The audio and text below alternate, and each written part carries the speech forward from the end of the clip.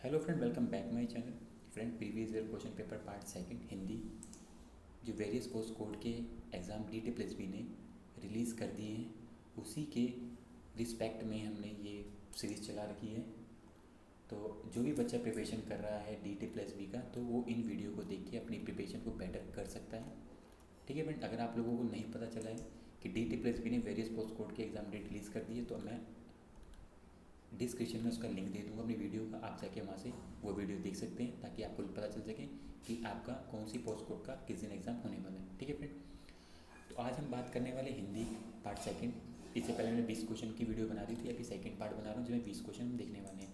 इसके बाद हम GS, फिर रीजनिंग, मैथ, फिर इंग्लिश की वीडियो लेके आएंगे ताकि आप अपनी प्रिपरेशन को बेटर तरीके से कर सकें। ठीक है फ्रेंड, तो अभी हम यहाँ 20 क्वेश्चन देखने वाले हिंदी के। तो चलिए पहला क्वेश्चन आपको दिखाता हूँ मैं, और आपको मैं बताऊँगा भी आपको कहाँ से किस बुक से प्रिपरेशन करनी है और ये क्वेश्चन कहाँ आपको ईजिली मिल जाएंगे। तो चलिए फ्रेंड, पहला क्वेश्चन आपको दिख भी रहा होगा। तो आपको पहला क्वेश्चन फ्रेंड दिख भी रहा होगा, ये जो क्वेश्चन है ये है आपका विराम चिन्ह से रिलेटेड है।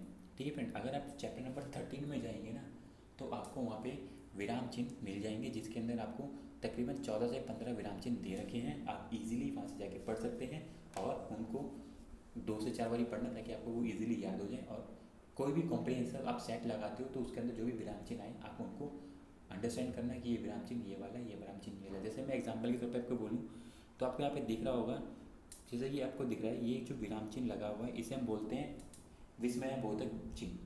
ठीक है फ्रेंड, आपको ये दिख रहा होगा साथ में जो ये हम एक लाइन खींच देते हैं, ये होता है पूर्ण विराम। ठीक है फ्रेंड, इसकी इस सेंटेंस के अंदर तकरीबन 4 से 5 विराम चिन्ह यूज़ किए गए हैं। पहले क्या था, जनरली क्या होता था, जब DTPSB क्वेश्चन पूछता था विराम चिन्ह डायरेक्ट आपको डाल देता था, बताइए कौन सा विराम चिन्ह है। पर अब DTPSB ने क्या करा है, अब वो एक सेंटेंस के अंदर आपको 4 से 5 विराम चिन्ह डाल देगा और आपको आइडेंटिफाई करना पड़ेगा कि इस किस सेंटेंस के अंदर सही से विराम चिन्ह यूज़ किया गया। ठीक है फ्रेंड, तो आपको वो विराम चिन्ह अच्छी तरह याद कर लेने हैं और उनके कहाँ कहाँ यूज़ है एक पढ़ लेना एक बार ही, ताकि आपको वो यहाँ से, क्योंकि फ्रेंड यहाँ से 2 से 3 क्वेश्चन आपको देखने को मिल जाएंगे एग्जाम के अंदर, तो ये थोड़ा टफ होता है, पर आपको 2 से 3 बारी पढ़ोगे तो आपको वो विराम चिन्ह याद हो जाएंगे। ठीक है फ्रेंड, इसके अंदर 4 से 5 विराम चिन्ह यूज़ किए गए हैं, तो आप एक बारी पढ़ लेना, आपको क्लियर हो जाएगा। ठीक है फ्रेंड, तो चलते हैं नेक्स्ट क्वेश्चन पे। मैं आपको नेक्स्ट क्वेश्चन दिखाता हूँ, क्वेश्चन नंबर 2। फ्रेंड आपको दिख रहा होगा ये है वाक्य भेद, ये है वाक्य भेद। अगर आप ये वाक्य भेद अगर आप चैप्टर नंबर 13 में ही जाएंगे तो उसके अंदर ये आपको वाक्य भेद मिल जाएंगे, जिसके अंदर आपको पता होगा सरल वाक्य, संयुक्त वाक्य और साधारण वाक्य, 3 तरीके के वाक्य होते हैं फ्रेंड। सरल वाक्य के अंदर एक उद्देश्य और एक विधेयक होता है, और संयुक्त वाक्य के अंदर क्या होता है कि जो वाक्य 2 सरल वाक्यों से मिलकर बने उन्हें हम संयुक्त वाक्य बोलते हैं। और मिश्र वाक्य क्या होता है, मिश्र वाक्य के अंदर आपका एक उद्देश्य होता है और बाकी उस पर डिपेंडेंट सेंटेंस होता है। ठीक है, तो ये सरल वाक्य, संयुक्त वाक्य और मिश्र वाक्य होता है। ठीक है, अभी जो ये सेंटेंस यहाँ पे दिया गया उसमें पूछा गया कि मैं आपसे प्रार्थना करता हूँ कि मुझे छुट्टी दी जाए। तो अगर आपने पढ़ा होगा तो आपको पता चल जाएगा कि जो की है ना, जो यहाँ पे योजक चिन्ह यूज़ किया गया है वो मिश्र वाक्य के अंदर आता है। जैसे मैं आपको एग्जांपल देता हूँ, जो मिश्र वाक्य के अंदर जो योजक चिन्ह यूज़ किए जाते हैं वो हैं कि, जो, क्योंकि, जितना, उतना, जैसा, वैसा, जब, तक, जहाँ, वहाँ। तो ये सारे योजक चिन्ह हैं वो मिश्र वाक्य के अंदर यूज़ किए जाते हैं। ठीक है, तो आपको मैं एक ट्रिक बताता हूँ कि आपको अगर कल को अगर आप पेपर देते हैं तो आपको मिश्र वाक्य का पता लगाने के लिए एक छोटी सी ट्रिक होती है। वैसे ट्रिक बहुत ही रेयर होगी, पर हाँ अगर आपको फंस जाए आपके एग्जाम में तो आप इजीली इस तरीके से भी इसका आंसर दे सकते हैं। जैसे कि मैं आपको बताऊँ, मिश्रा जी करके लगाओ, मिश्रा जी मतलब जी। अगर आपको जैसा, जितना, जो, जब, तब, ये सेंटेंस अगर आपको दिख जाए किसी भी संयुक्त वाक्य भेद के अंदर, तो आपको क्या करना है, जैसे देखिए कि जो या जैसा या जब तक ऐसा लगा दिखाई दे तो समझ लो मिश्र वाक्य होगा। ठीक है फ्रेंड, मैं एक बार रिपीट कर देता हूँ, जो, जितना, जैसा, जब, जहाँ, जिधर। अगर ये सेंटेंस आपको दिख जाए किसी भी पूरे वाक्य के अंदर तो ये समझ लो मिश्र वाक्य बनेगा। ठीक है, ये आपको छोटी ट्रिक है, ये आपको याद रखनी है जिससे कि आप इजीली मिश्र वाक्य का पता लगा सकेंगे। ठीक है, तो चलते हैं थर्ड क्वेश्चन पे। तो फ्रेंड थर्ड क्वेश्चन है, आपको दिख रहा होगा थर्ड क्वेश्चन में यहाँ लिखा है लोकायुक्ति। फ्रेंड आपने सुना भी होगा लोकायुक्ति और मुहावरे। लोकायुक्ति फ्रेंड वहाँ यूज़ करते हैं जैसे किसी पर सरकैज़म मारना होता है तो हम लोकायुक्ति करते हैं। जैसे कि किसी को आपको एक एक सरकाज़म के तौर पे उसको तंज कसना हो बोल सकते हैं, तो उसमें हम लोकायुक्ति यूज़ करते हैं। और किसी भी वाक्य को आपको अच्छी तरह प्रकट करना हो तो वहाँ पे हम मुहावरे का यूज़ करते हैं। ठीक है, ये डिफरेंस होता है लोकायुक्ति और आपका मुहावरे में। ठीक है, जो यहाँ पे लोकायुक्ति यूज़ की गई है वो है आँख एक नहीं कजरोटे 10-10, मतलब कि अर्थात व्यर्थ का अवंडर करना, मतलब व्यर्थ का देखना या अपना टाइम बर्बाद करना, तो उसे बोलते हैं आँख एक नई कजरोटे 10-10। ठीक है फ्रेंड, अगर आप लूशन की आपके बुक होगी तो उसी बुक के अंदर आपको चैप्टर नंबर 16 में ये सारे लोकायुक्ति मिल जाएंगे, आप इजीली वहाँ से पढ़ सकते हैं। वो आपको 3 से 4 बार उनको पढ़ लेना, आपको इजीली अंडरस्टैंड हो जाएगा। ठीक है, क्योंकि यहाँ से मुहावरे और लोकायुक्ति को मिला के ही कम से कम नहीं तो 4 से 5 क्वेश्चन आपको देखने को मिल जाएंगे एग्जाम के अंदर। ठीक है, तो एक काम करना है आपको, चैप्टर नंबर 16 लूशन की बुक में आपको ये ईजिली मिल जाएंगे। ठीक है, चलते हैं 4th क्वेश्चन पे। देखो फ्रेंड, ये मुहावरा है, मैंने आपको बताया था 4th क्वेश्चन मुहावरे से रिलेटेड है, देख सकते हैं। ठीक है, तो मुहावरा चैप्टर नंबर 15 में मिल जाएंगे सारे आपको, 3 से 4 बार पढ़ लेना, इजीली याद हो जाएंगे। कुछ मुहावरे टफ होते हैं तो उनको आपको थोड़ा ज़्यादा ध्यान से पढ़ना पड़ेगा, और कुछ तो नॉर्मल होते हैं जो आपको डेली लाइफ में अपने कहीं ना कहीं सुने ही होंगे। ठीक है, जैसे कि यहाँ पे यूज़ किया गया है 99 की फेर में पढ़ना, मतलब अत्यधिक धन कमाने में व्यस्त होना। ठीक है, तो ये मुहावरा है चैप्टर नंबर 15 में आपको मिल जाएंगे इल्यूशन में। ठीक है, चलते हैं 5वें क्वेश्चन पे। फ्रेंड देखो तो एक और मुहावरा। ठीक है, तो लोकोक्ति एक थी, 2 मुहावरे आ चुके हैं, 5 मुहावरे, 5 तो आपको टोटल मिला के मिलने वाले हैं। चैप्टर नंबर 15 और 16 दोनों को ध्यान से पढ़ लेना, कम से कम 4 से 5 या 5 से 6 क्वेश्चन आपको वहाँ से तैयार हो ही जाएंगे। कलेजा टूक टूक होना, हृदय पर गहरा आघात पहुँचाना। ठीक है, ये इसका अर्थ है, तो मुहावरा है ये। ठीक है, आगे चलते 6ठा क्वेश्चन। देखो एक और लोकायुक्ति, टोटल मिला के हो गए 2 लोकायुक्ति और 2 मुहावरे, 4। मैंने कहा ना आपको चैप्टर नंबर 15 और 16 से कम नहीं तो आपको 4 से 5 क्वेश्चन मिलने ही वाले हैं। तो लोकायुक्ति है ये बताने आपको, अनजान सुजान सदा कल्याण, अर्थात मूर्ख और अज्ञानी सदा सुखी रहते हैं। मूर्ख और अज्ञानी सदा सुखी रहते हैं, अनजान सुजान सदा कल्याण। ठीक है, लोकायुक्ति है ये फ्रेंड। ठीक है, चैप्टर नंबर 16 लूशन में भी मिल जाएगा आपको। क्वेश्चन नंबर 7 देखो तो विराम चिन्ह, एक और क्वेश्चन आया विराम चिन्ह से, सेकंड क्वेश्चन है फ्रेंड ये विराम चिन्ह से ही है। ठीक है, ये भी आपको चैप्टर नंबर 13 में मिल जाएगा। यहाँ से देखो फिर पूरा सेंटेंस दे दिया गया है, इस सेंटेंस के अंदर आपको बताना है किसके अंदर सही से विराम चिन्ह यूज़ किया गया है। तो चलते हैं फ्रेंड आगे, आपको पढ़ लेना 13 चैप्टर को अच्छी तरह पढ़ना, क्योंकि वहाँ से भी कम से कम नहीं तो 5 से 6 क्वेश्चन आपको एग्जाम में मिलेंगे ही मिलेंगे। ठीक है, तो चलते हैं फ्रेंड आगे। एक और लोकायुक्ति 6ठा क्वेश्चन है, यहाँ से देख लो। लोकायुक्ति बताना है आपको, अपनी अपनी डफली अपना अपना राग। तो ये आपने सुना भी होगा कई बारी, तो ये इजी है, आप इजीली कर सकते हैं इसको। तो इस तरीके से आप पढ़ लोगे 1-2 बार, आपको इजीली अंडरस्टैंड हो जाएगा, कोई टफ नहीं होता है। 1 से 2 बार ये फ्री के नंबर हो सकते हैं एक तरीके से आपके लिए, बस आपको 2 से 3 बार इसे पढ़ना पड़ेगा। ठीक है, तो चलते हैं 9वां क्वेश्चन देखते हैं फ्रेंड। अभी यहाँ पे आपको तो ना वाक्य भेद, अभी हमने पढ़ा था ना वाक्य भेद, अभी हमने पढ़ा था इससे पहले, ऊपर पढ़ के आए थे। तो सेम यहीं पे जो आदमी समझदार है वो अपने भविष्य का ध्यान रखता है। ठीक है, तो अभी मैंने आपको 13 चैप्टर में बताया था, ये देखो सेकंड क्वेश्चन उसी से आया हुआ है 13 चैप्टर से ही। तो टोटल 13 चैप्टर से 4 से 5 क्वेश्चन हो चुके हैं अब तक आपकी।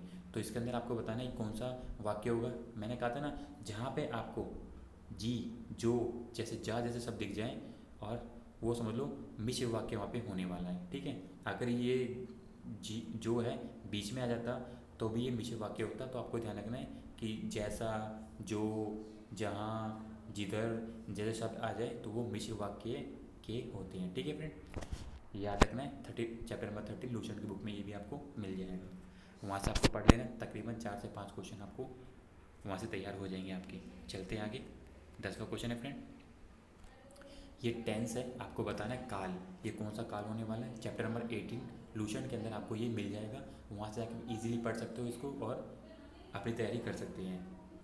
तो फ्रेंड ये आपको चैप्टर नंबर 8 में मिल जाएगा लूशन की बुक में। काल टेंस से रिलेटेड क्वेश्चन ईजी है, वह कपड़े धो चुकी है, मतलब कार्य पूरा हो चुका है, तो ये होगा पूर्ण भूतकाल।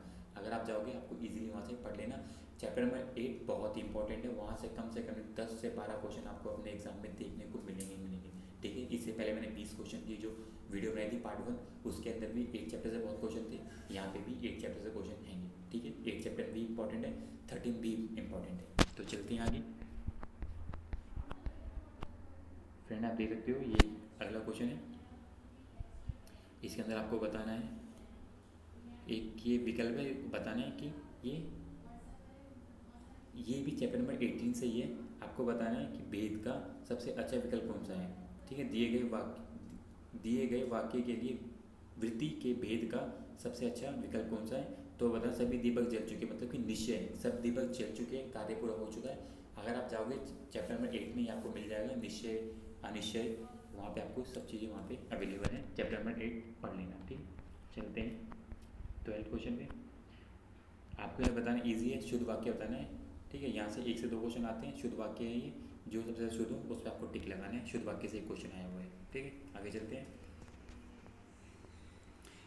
फ्रेंड ये इंपॉर्टेंट है पक्ष, क्योंकि लूशन के अंदर ये पक्ष नहीं दे रखा है, तो आपको मैं ये पक्ष के बारे में बताने वाला हूँ और मैं आपको दिखाऊंगा और आपको नोट डाउन कर लेना है। ठीक है, ये लूशन के अंदर आपको नहीं मिलेंगे। यहाँ से 1 से 2 क्वेश्चन आ रखे थे, इससे पहले मैंने भी जो 20 वीडियो की पहले पार्ट 1 बनाया था उसमें भी क्वेश्चन था और यहाँ पे भी क्वेश्चन है। तो मैं पक्ष की वीडियो आपको पक्ष का कुछ दिखा देता हूँ, तो वो आपको नोट डाउन कर लेने, ताकि ये लूशन के अंदर आपको मिलेंगे नहीं, फिर आपको दिक्कत होगी। तो चलिए मैं आपको पहले वो दिखा देता हूँ। फ्रेंड ये डेफिनेशन है पक्ष की, क्रिया के जिस रूप से क्रिया प्रक्रिया अर्थात क्रिया व्यापार का बोध होता है उसे क्रिया पक्ष कहते हैं। यह क्रिया व्यापार 2 दृष्टियों से देखा जा सकता है। पहली दृष्टि से हम देखते हैं कि क्रिया की प्रक्रिया आरंभ होने वाली है अथवा आरंभ हो चुकी है अथवा वर्तमान में चालू है या हो चुकी है। दूसरी दृष्टि में क्रिया प्रक्रिया को एक इकाई के रूप में देखा जाता है। ठीक है, ये डेफिनेशन है पक्ष की, ये नोट डाउन कर लेना। और इसको वैसे डेफिनेशन नहीं पूछेगी, बस आपके अंडरस्टैंडिंग के लिए जो आपसे पूछा जाएगा मैं आपको वो दिखाता हूँ। फ्रेंड आपको ध्यान रखना है पक्ष के टोटल 2 पार्ट होते हैं, 4 और फिर 2। ठीक है ना, आरम्भयोदक पक्ष, सप्तयोदक पक्ष, प्रगतियोदक पक्ष, पूर्णतया देयोदक पक्ष, नित्यादक पक्ष और अभ्यास देयोदक पक्ष। ठीक है, ये टोटल 6 प्रकार के हो गए हैं। इसको आपको मैं इनकी डेफिनेशन दिखा देता हूँ, आपको नोट डाउन कर लेने, ताकि ये अगर एग्जाम में पूछे हैं तो आप क्वेश्चन को अटेम्प्ट कर सकें। चलिए फ्रेंड ये आरंभ द्वयोदक पक्ष है। इस पक्ष में क्रिया के आरंभ होने की स्थिति का बोध होता है। ठीक है, जैसे कि अब मोहन खेलने लगा है। ठीक है, सेकंड है सप्तयोदक पक्ष, इससे क्रिया की प्रक्रिया के चालू रहने की, क्रिया कितने टाइम तक की जा रही है उसका बोध होता है। गीता कितना अच्छा गा रही है, तो ये सेकंड है सत्यबोधक पक्ष। ठीक है, आगे देखते हैं फ्रेंड। फिर फ्रेंड प्रगतियोदक पक्ष, इससे क्रिया की निरंतर प्रगति का बोध होता है। भीड़ बढ़ती जा रही है, किसी चीज़ में प्रगति का बोध होना उसे बोलते हैं प्रगतियोदक पक्ष। ठीक है, चौथा है पूर्णतयोदक पक्ष, इसकी डेफिनेशन दिखाता हूँ फ्रेंड। चलिए ये पूर्णतयोदक पक्ष की डेफिनेशन है। इस प्रकार इस पक्ष से क्रिया की पूरी तरह समाप्त हो जाने का बोध होता है, जैसे कि वह अब तक काफ़ी खेल चुका है।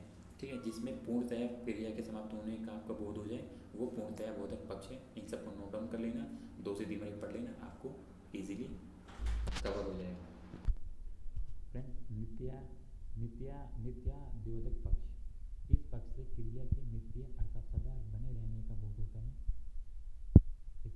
इसका अर्थ आदि अंत नहीं होता है, जैसे कि पृथ्वी गोल है, सूरज पूर्व से निकलता है, इसका भी अंत ना हो, वो नित्याद्योदक पक्ष है। अभ्यास देयोदक पक्ष में क्या है, यह पक्ष क्रिया के स्वभाववश होने का सूचक है, जैसे कि वह दिन भर मेहनत करता था तब सफल हुआ। तो आप लोगों को भी दिन भर मेहनत करने तभी आप सफल हो पाओगे। ठीक है फ्रेंड, तो ये सारे पक्ष आपको लिख लेने हैं, एक जगह पर नोट डाउन कर लेने हैं, ताकि यहाँ से कोई क्वेश्चन है आप इजीली अटेम्प्ट कर सकें। ठीक है फ्रेंड, अब हम आगे क्वेश्चन देखने वाले हैं। चलिए, तो फ्रेंड आपने पढ़ा था, आप सारे पक्ष पढ़ लें तो आपको पता होगा। अब जोरों की भूख लग रही है, तो ये कौन सा है कि अब जोर मतलब कार्य स्टार्ट हो रहा है, आरम्भयोदक पक्ष है। ठीक है फ्रेंड, तो इस तरीके से आपको पक्ष की पहचान करनी है, नोट डाउन करके क्वेश्चन की प्रैक्टिस कर लेना, प्रीवियस ईयर क्वेश्चन की प्रैक्टिस ज़्यादा मारना, ताकि आपको ज़्यादा से ज़्यादा क्लियरिटी मिल सके। चलते हैं फ्रेंड, 14वां क्वेश्चन देखते हैं। देखो फ्रेंड, मुहावरा है, ये कम से कम छठा हो गया, लोकायुक्ति मिला के और मुहावरे मिला के टोटल 6 हो गए हैं ये। आँखों में समाना, हमेशा ध्यान में रहना। ठीक है फ्रेंड, ईजी है, कर लेंगे ये तो। क्वेश्चन नंबर 15 देखो, विराम चिन्ह, एक और विराम चिन्ह से क्वेश्चन आया हुआ है फ्रेंड। 3 क्वेश्चन आपने यहाँ देख लिए विराम चिन्ह से। ठीक है, तो आपको विराम चिन्ह में बहुत ज़्यादा फोकस करना है, मतलब चैप्टर नंबर 13 से कम नहीं तो 6 क्वेश्चन आएंगे, तो आपको अच्छी तरीके से चैप्टर नंबर 13, 15, 16 अच्छी तरह से पढ़ना है, तो क्योंकि यहाँ से क्वेश्चन आते हैं और ये फ्री के क्वेश्चन होते हैं। आप इजीली यहाँ से कम तो 12 से 13 मार्क्स इजीली गेन कर लेंगे। ठीक है, तो ये भी विराम चिन्ह से क्वेश्चन है। और बाकी फ्रेंड इसमें कॉम्प्रीहेंशन है, वो 5 नंबर के आते हैं। आपको बस कॉम्प्रीहेंशन 2 से 3 बार कर लेना देखो, और आप इजीली कर लेंगे, क्योंकि एंड में आता है, को पता ही है। तो देख सकते हो, ये पढ़ लेना पूरा। मैं आपको क्वेश्चन दिखा देता हूँ, स्टॉप करके देख लेना पूरा ये। ठीक है, चलिए question number 16 friend. Question number 17, question number 18, question number 19 and question number 20। ठीक है फ्रेंड, ये 20 क्वेश्चन हो गए हैं। ठीक है, अब नेक्स्ट वीडियो में हम देखने वाले हैं जीएस से, क्योंकि जीएस फ्रेंड इंपॉर्टेंट है। उसके अंदर जो करंट अफेयर आते हैं, आपको करंट अफेयर किस तरीके से पढ़ने वो ध्यान रखना है। आपको एकदम 2-3 महीने पुराने करंट अफेयर नहीं चलेंगे फ्रेंड, बहुत पुराने करंट अफेयर पूछते हैं, तो आपको दिखा दूँगा एक बार आपको किस तरह के करंट अफेयर पढ़ने हैं। ठीक है, आज के लिए इतना ही फ्रेंड। नेक्स्ट वीडियो के लिए चैनल को subscribe and bell icon click करना, ताकि आपको DSSS से रिलेटेड कोई भी अपडेट आपको तुरंत मिल जाए। तो thank you for watching my video, bye bye.